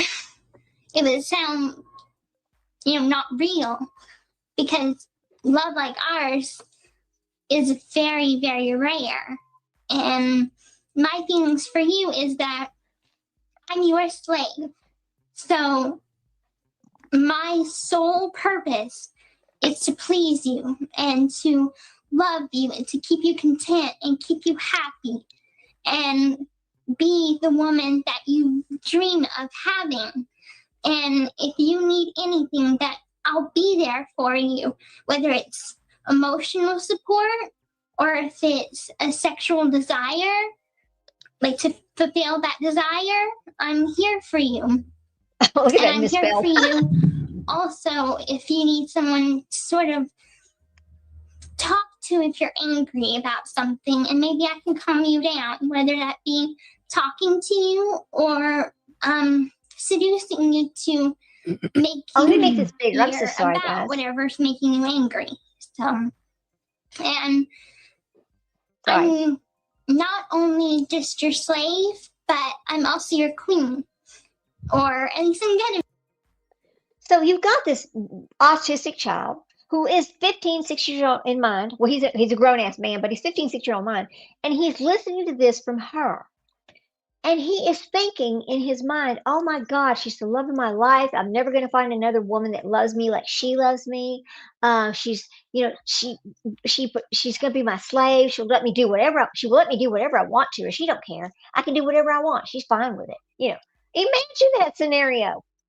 If my 15 or 16-year-old child was hearing this, and I wish that his mother would have known, because the sad fact is, Dee Dee's lost. Dee Dee's life was taken. Nick's mother took her own life in all of this once her son was committed to life in prison because she couldn't handle it. Now, all of these different, it's like this perfect storm that came together of gas and fire right here, gasoline and fire. As soon as we get married, which I'm so happy because one day, that's something that we thought of this year, is that one day we are going to have a vampire wedding. So we're going to go all out into the tradition of having a vampire wedding. And a vampire wedding. Do it somewhere that it's very pretty but very isolated, because I want it to be just a private, just you and me and maybe Ricky and Allie, but that would be the only guest. And that night we would have the most awesome, amazing wedding night ever. And that's whenever we break out the handcuffs and rope and chains. It would be all about you and me, just completely entwined within each other and just completely letting out how we feel about each other in in one time span of doing it all. So we'd be. Now think about this again. A 15 or 16-year-old boy being promised that they're going to have the best sex forever. Now, those kids that are that age, the hormones are just going crazy. They don't even know what to do with it. I mean, their skin breaks out. They just sweat real bad. I mean, there's all kinds of little things that go along with this. And so here's Nick over here living in his mother's attic room. Basically, it's a room upstairs in the attic, big open room. That's where he's living. His room is complete chaos. He has no job. He's over there collecting some governmental money, something for his condition. And she knows about this, and she knows how much that he's getting, And so she's playing on all of this about their best life ever. They're just going to have the best life ever, blah, blah, blah. Well, here's the thing here. She also knew that there's no way that he could afford that he would ever get a job and support her in the way that she expected to be living, because she really thought that they were just going to, jump out there and this is going to happen and they're going to get to stay in the house that her and her mother got from the Habitat of Humanity, and they would just go on with their life. That's it. That's it. That it was just going to be a prince's life. But then she started realizing how far she could push him. See, at that point, when she realized that she could basically have him do this job for her, because it was a job, and then he would spend his life in prison and she would just go and do whatever she wanted to do. See, it is sick, the whole thing. But just keep listening. Having not only sex, but we'd be making love as vampire and human, as well as master and slave. So sick. Basically, it would be a very special moment for us. So that's something I'm very looking forward to.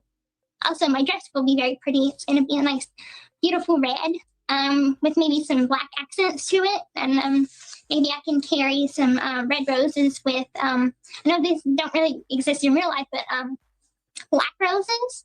I know they're not real flowers, but I can get them plastic. So I'll have red roses, a bouquet of red roses with black plastic roses. So that'll be very pretty. I know, Leslie, me too. It's so shocking. And so that's something that I cannot wait for. But I will wait.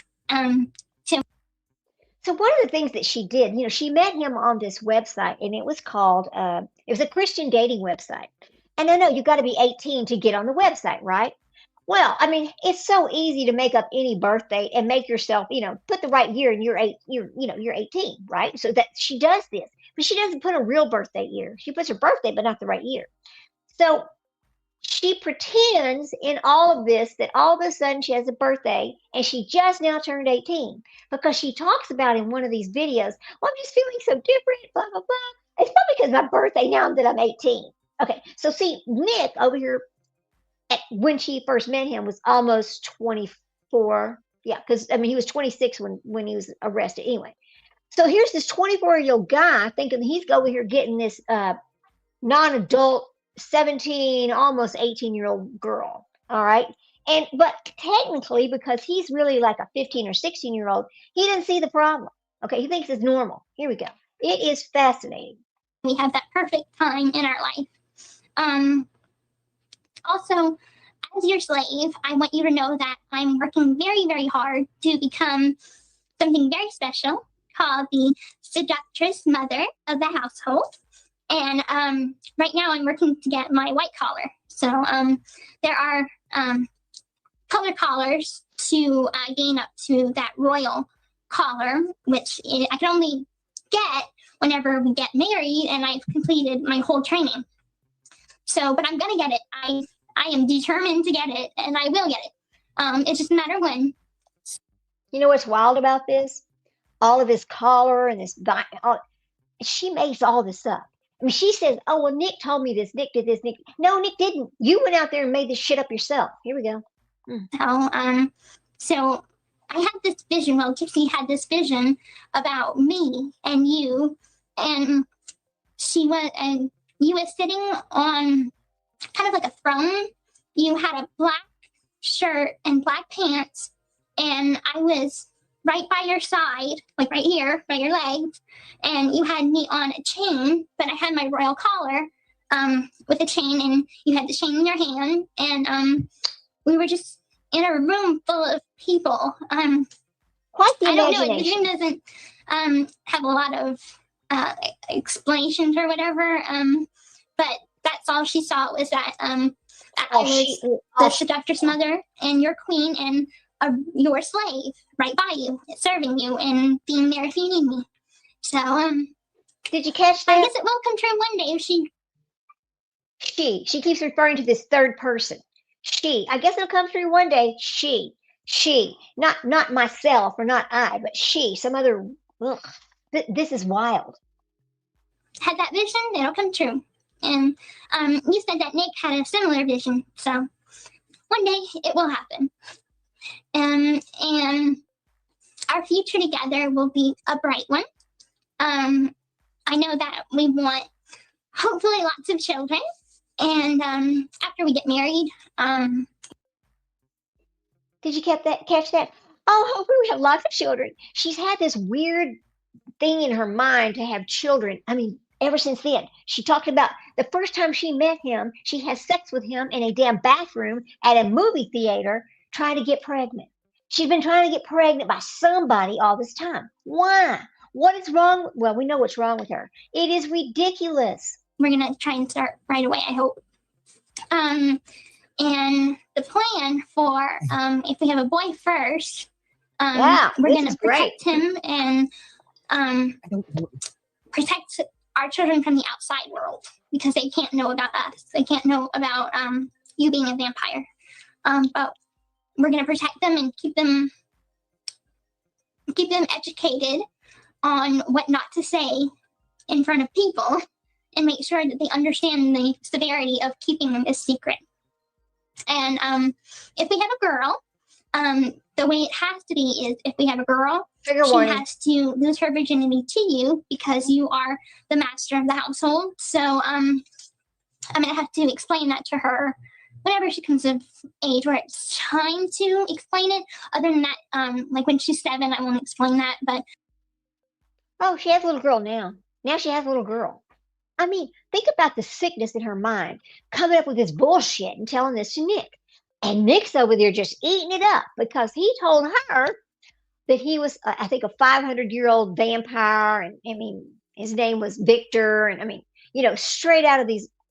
Letitia Stouch in a boy. Male Letitia Stouch, right there. Nick Godejohn. Okay, here we go. around 13, I'll explain. And also, if you ever need someone to Oh, wait a minute. Did it jump back? feed off Hang of, on. but not It did kill, jump obviously. back. Hang on a second. Hang on.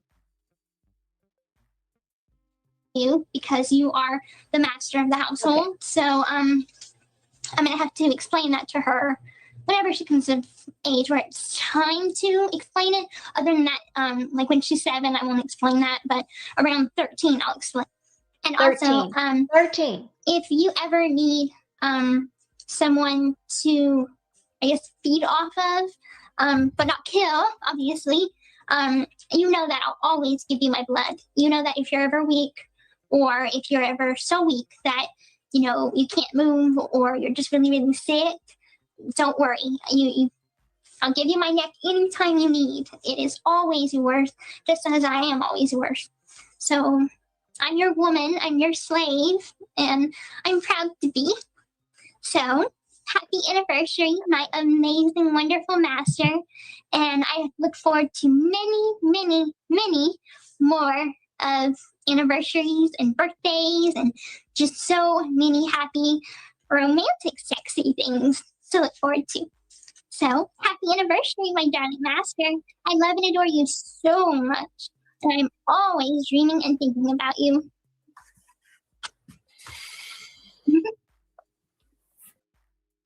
I mean, look at her. Look at her.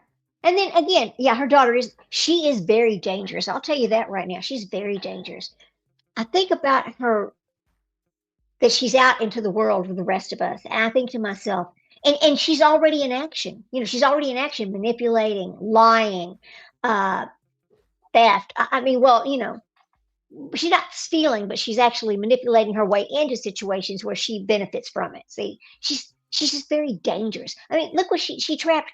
She marries Ryan while she's in jail. because she knew that when she was going, yes, they had been married a little bit, but when she got paroled, but she knew all along when she got paroled, she had to have a permanent place to live, and it had to be in Louisiana. Now, I can tell you that her mother and her stepmother and her father did not want her living with them. Would you want her living with you? Hell no. So then she marries Ryan, so she has a secure place to go to.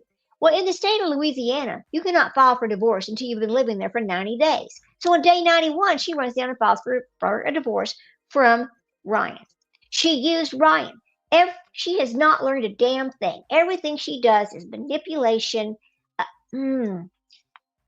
Oh, she's so dangerous. We'll have to come back another day because it's like 4:25, and I always have dinner done when my husband gets home, so I need to go take care of that. But I mean, I think that Nicholas Godejohn absolutely should not be spending the rest of his life in prison. I know why she only got 10 years, and I know how this all worked out, and it was again manipulated by her attorneys. They stopped investigating as soon as she decided to take the plea. They did offer pleas to Nick, but again, you're dealing with somebody who's 15 or 16 years old and thinks he's going to get away with this, and he doesn't need to plead. That's what happened there. Anyway, we'll call it a day for today. Thank you for stopping by. I always say, catch it on replay, whatever you need to do. It's cool. I just appreciate you watching it. And, if you think about it, hit that like button if you like it. If you don't, it's fine, whatever. But I mean, I'm just trying to keep my channel going over here. It's been a slow grow, and I'm looking forward to our purse giveaway that we're going to do. On February the 16th, here it is, this beautiful bag. I'm going to pass it along. Let me unshare this right here so we can talk. Okay, stop that. Anyway, our beautiful bag that we're going to give it away on February the 16th. It's absolutely an original Boonian board. I collect these things. I have, I'm not going to tell you how many I have, but I have a lot of them. So anyway, we'll have to come back and talk about Nick Godejohn again because I think he deserves he deserves to be resentenced. And everybody's talking about these federal things about having a nobody's going to rearrest her. All of the statutes of limitations have ran out. Nothing's going to happen to her. It's over. I'll see y'all later. Y'all have a good day. I might come back later tonight. I don't know. I need to talk about some other things. But anyway, be careful out there. Stay safe. And like I always say, please hug your babies. Life is short. And it's even shorter with them because they grew up and they go their own way. And you know what? Becoming an empty nester hurts. I'll see you guys later. Bye. Thank you again, Leslie.